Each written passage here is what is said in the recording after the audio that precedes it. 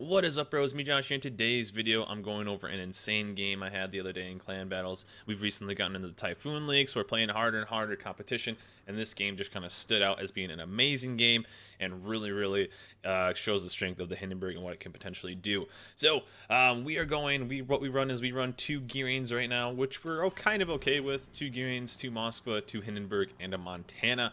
And of course, the enemy team is running basically our counter, which is no destroyers. What does that do? It gives us a little bit more map control, but they just have so much more potential HE damage, as well as potential just life, and then even having radar and stuff like that. 4 Hindenburgs is a lot to go through. Two Moskvas is a lot to go through.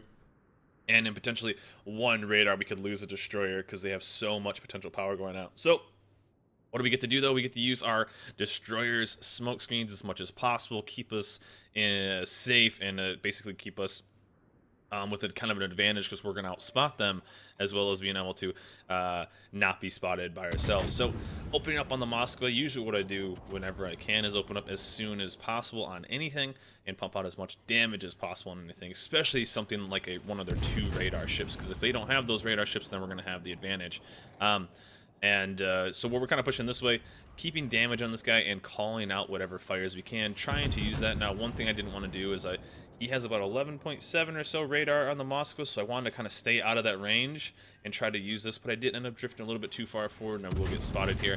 And of course, communicating with your div and your clan, your clan, not really much your div, as much as possible, calling out who has repaired what fires, whose fires are on cooldown, and focusing that down as much as possible. So this Moskva had repaired the single fire, and so we're going to basically focus him as much as possible and just basically get that ship off the line, because we're going to run into some trouble right here with how much potential damage they can pump out with all of their cruisers.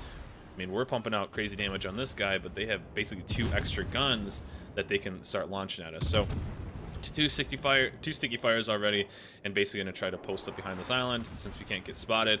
But I did again drift a little bit too far, and I will continuously get spotted for a little while. But we have the ability to kind of touch on cap and then be kind of effective, and we got pretty damn lucky that Moskva took a couple torps, which is awesome, which means he's going to be taking that repair. And of course you can see the focus fire coming out on that guy, and of course we're spamming it in TeamSpeak. But as you can see, I have like 5 guys focusing on me right now. I'm probably the only guy that's really spotted because I did drift a bit too far out, and I'm not using these lines as much as possible. So I knew I was going to kind of take a little bit extra damage, but really trying to get those ships off as much as possible, because of course he took repairs, or he had to use his damage control. So we wanted to get that damage in, get those sticky fires on there, even though those sticky fires only last 30 seconds now, which I think this was the first clan battle. Maybe Saturday was that first clan battle of that being an effect of those fires only lasting that long. So a nice good hit by our battleship going in, and we have me and the other Hindenburg focusing that. And what you'll see me do a lot of the time is, which a lot of cruisers won't do, is you'll see me just letting 1 fire burn out. You'll just 1 fire burning out is no big deal, but we want to get that off. So we're going to put on some pressure on that cap. We're going to end up taking that guy out. So boom, instantly 50 grand done already. And we took out one of the radar ships, which really lets our destroyers get that much more pressure out. And we can really start pumping some pressure on these enemy ships. And just 1, we're going to outspot them, which is amazing. So we can use islands a little bit more. And 2, they only have 1 radar ship, which we still have 2 of our Moskvas. Still a lot of life to chunk through. Them still having 5 cruisers on 1 battleship, but we do basically have the advantage with having vision. So it may not seem like that much, but if we can kind of post up behind this island, just burn these guys down like this guy, and if I'm not spotted, but he'll stay spotted, I mean, that's just a GG easy. And I was really bummed I missed the broadside on this guy. The more and more you play against Moskvas and Des Moines, the more you kind of realize how kind of squishy they are if they are giving you that broadside. So I did miss a really good chance of pumping in probably a 20k salvo on him, but we did still pump out damage when we could and do what we can. So what you try to do is, he's basically posted up and is going to kind of just rain down fire on our battleship that's behind me. So I need to try to get that guy out of that position, and what I'm going to do by that is, 1, putting damage out on him because he's just stationary. So what you want to do is, RDD is spotting him, and 1, we really want to focus on the inside of the map, and we're actually going to lose one of our destroyers here, so that did kind of suck. We want to try to focus on the middle as much as we can, but we do want to take out those guys that are just stationary, launching damage out, because we are getting that push from the other side. So this is where we had a really good advantage to start out with, but we did get a little stagnant on our pressure, although we have a 40-some point lead, 45-point-some lead. We kind of lost a little bit of momentum, so now we've lost a destroyer, so we've lost that vision, and it seemed like there was this spot here that they were starting to get a little bit more aggressive on us than instead of us kind of putting that on. So we started kind of making that move a little bit towards A and B, and do as much damage as we can on the way, because we got to get those guys out of those positions. Now their Hindenburg got super aggressive here, so for us, it's got me, my battleship, and the other Hindenburg being able to pump out as much damage as possible. And we really have to be careful about this push right here around this island, because if we do that, then we're going to be completely stuck. So we need to kill that Hindenburg. Once we move that, then our side is going to be basically free for a while. We can continue to keep pumping on that. And then as well as I need to be careful that I just don't get destroyed from this other side of the Hindenburg just pumping damage in on me. So instantly they start putting a lot of pressure on me, and I see this Hindenburg top side. So I kind of have to focus on that. Our Moskva's pushing through. He has to kind of bail from this, and our Monty was something that. So our Moskva that's right here, Rock was calling it. He's basically getting destroyed. And so in that situation, all you want to do is get as much damage done as possible. You know, especially in clan battles or a competitive situation, dying isn't the worst as long as you get good trades. So we basically figured that he was going to have some trouble, and we just need to protect him. And so he's just going to push forward. That's all he's going to do. He's going to push forward, do as much damage as he can to this Moskva, and then try to get as good of a trade as possible. So I'm trying to, one, either force this Hindenburg to go around. He doesn't really know I'm here. And I see the Montanas right behind him. So this is a pretty risky play, but the scariest cruiser within 6 kilometers at high tiers is going to be the Hindenburg, just with your torps and your torp arc. So down goes 2 ships. We've lost 2 in a row, and I just wanted to kind of, he put those torps out, so I knew my torps are going to be relatively safe. And so right now is kind of the big play that will kind of get us back into this game. One, I wanted to wait to see this Montana shoot. So this Montana just put out a shot, so that means I have about a 25-second window to get as much broadside away as possible. We took down one of their Hindenburgs, and so right now the other Hindenburg had, if you can see on the minimap, had gone too far up, so I knew my torps were safe from him. So the biggest thing was to get torps on this Montana and get that kill. We needed that kill. Since I am a Hindenburg and I'm within close range, it's almost, I wouldn't quite say uncitadellable, but it's definitely very, very tough to sit. And by the time he got there, I had a decent little angle, so I took 12k, but I'm going to put a couple torps into him, which is good. I think we end up getting 3 on him. So that's good damage. That other Hindenburg that's right here on the point had just gone too far, so of course I got the other rack. So we're going to be able to take this Montana down, no big deal. And of course, we're getting good communication in with our Discord and everything. So we're going to take their Monty down right here. And I actually took pretty minimal damage there for as much damage as I pumped out. Full life Monty. He's going to get taken down. I think I even take it down before he gets another salvo out. He gets one more salvo out. So I basically 100 to 0'd him. Pumped in like 110,000 damage. And he did about 17k to me. So that's a good trade if I've ever seen one. A massive hit on that Hindenburg. And so we got to focus on that. So we're right back into this game. We just killed one of their Hindenburgs that was on that side. We killed their Montana, so we have the big guns, and of course we're going to have the ability with this guy. He's very low, and we can really start pushing in. Although one of their Hindenburgs is getting into a great spot. We just lost one of our Moskos, which is okay, especially at this point because a lot of the guys are low. This is the guy that we are having trouble with, and honestly, this guy, I think he kind of overcommitted a little bit. He's trying to get torps off. So even though he's broadside against me, I'm going to just absolutely chunk this guy down. There's not much he can do. And Hindenburg against broadside. And that's a dead Hindenburg. So down he goes. There's our second kill. 185,000 damage so far. 9 torp hits we pumped on that guy. So this is well bugfire. Nice broadside Hindenburg. And he just has to commit to go on that. So there's a nice 15k salvo. As well as secondaries going out. Torps going out. He's trying to get his torps out. And then we're going to get a nice another salvo on him right here. Another 15k, so 30k gone in that little bit. And this is where this game got super, super stressful. I was hoping to just take him out right here. And he gives me a nice little whack right here, about 6k. So he's at 5,000. He's at 5,000 holding down that point. He's going to be hard to hit. I was hoping maybe somebody else could hit him.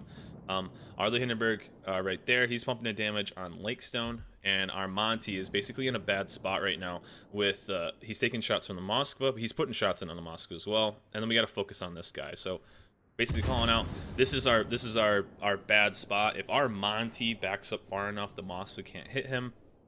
So we just need to focus this guy right here. And I figured we would just hopefully just take him out really fast, and then we can just make a good push on this guy, and it'd be fine. Get a good trade, or our Monty could maybe kill the Moscow, and we could really kind of make this push.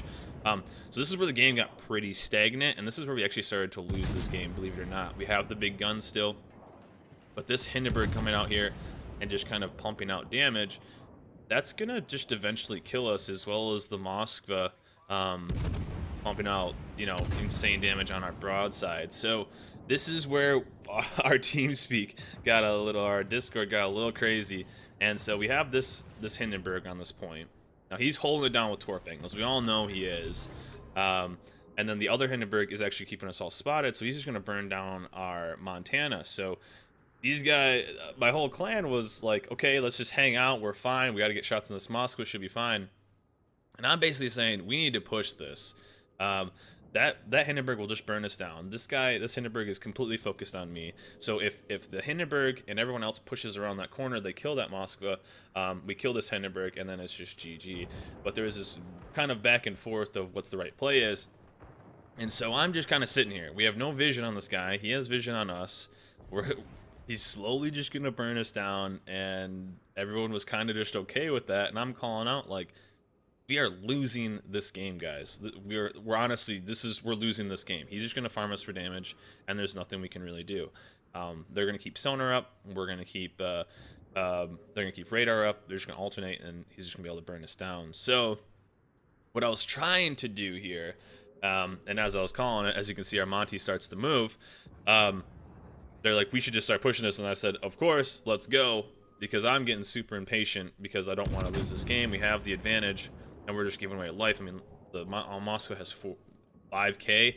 The Hindenburg can only put torps on one of us. So either he's going to put torps in the front, or he's going to put torps in the back, which basically means I'm going to get the kill on this guy, or somebody in front will get the kill on this guy. Let this guy kind of farm us from the side, and we just push up. So as you can see, our entire team starts to move, and so I'm going to start moving. Now, my whole plan right here was they were going to push around the front, take out the Moskva, and I was going to try to bait these torps out. So this is what he's waiting for. So I'm going to bait these torps out as much as I can, and I was hoping to use this kind of fringe right here. And if you guys have ever played it, launching torps really, really close to an edge. Sometimes they get caught on like an artificial reef or whatever the hell they get caught on. But they're all going to move up, and I'm going to try to bait out these torps. So I roll up, start to go full speed, and I'm going to throw on the brakes and try to juke in left as much as I can.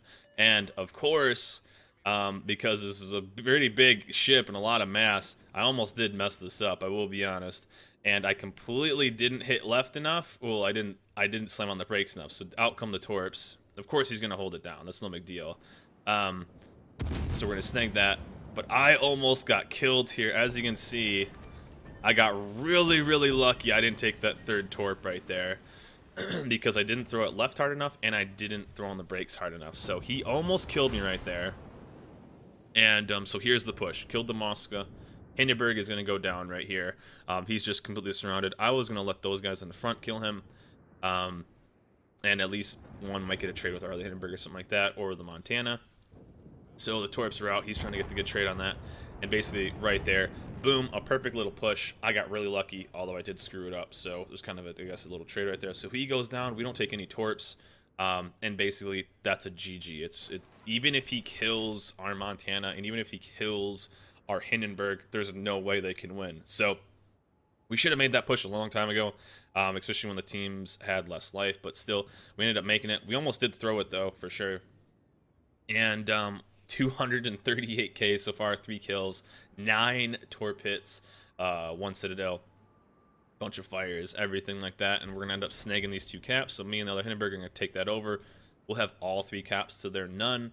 And it's basically a GG, even if our Hindenburg dies. And I'm going to kind of post up, since we do have that vision. just to be able to farm out just a little bit more damage on the Hindenburg. But really, really good play by the Sour Clan. They basically kind of won. We won the first part, killing off their Moscow. They won kind of the second period of this game, and then going into like the third and final, we basically just had the final push, and we're able. When I killed their battleship, it was basically almost a GG. It was on us to kind of let that go. So late game, we ended up making that push and taking over these caps, and there's not much they can do. So. 2 cruisers, we run 2 DDs, and I don't even think they gave us a GG back on this, because I think this is the second time we beat them that night. But we run 2 DDs on ours makeup, and it's been working pretty well for us. And their lineup with having no destroyers is 100% our counter. There's just so much extra life to go through, and there's so much extra guns and stuff like that. This tends to be our counter. This is why sometimes we do drop 1 destroyer. As you can see, a lot of top plans will actually drop for 1 to no destroyers. But we run 2 still, and it's been working for us. Our DDs are extremely, extremely good, and really been having a lot of success with this, and just being able to kind of work it down. Just getting the extra vision and using those smoke screens that everyone thinks are dead right now, keeping us alive and being able to pump out after the salvo 250k damage on a Typhoon League game. So pretty insane. Easily, I think maybe my highest damage in a Hindenburg ever. I know it's right up there, but definitely highest damage in clan battle so far. 250,000 damage, 3 kills, and we'll take home a really good win to finish off our latest run in the Typhoon League. So hope you guys are having a good time out there in clan battles. The rewards are really, really good right now, credits and XP, so if you guys are working on that, and as well as just, I find it pretty fun to kind of get your friends together and just go out there and play and have fun, and especially right now the rental ships are pretty damn good with the Hindenburg and the Montana. So if you guys don't have any tier 10s, you can play some pretty solid ships. The Grows are always kind of meh, but overall the Hindi and the Montana are probably top tier for their each class. So hope you guys are enjoying clan battles. Hope you guys enjoyed this video. I just wanted to kind of throw it up there and show you guys that I was very proud of this game. So that is it for me, though. Hope you guys enjoyed this video. Remember to like, subscribe, and I'll see you guys next time.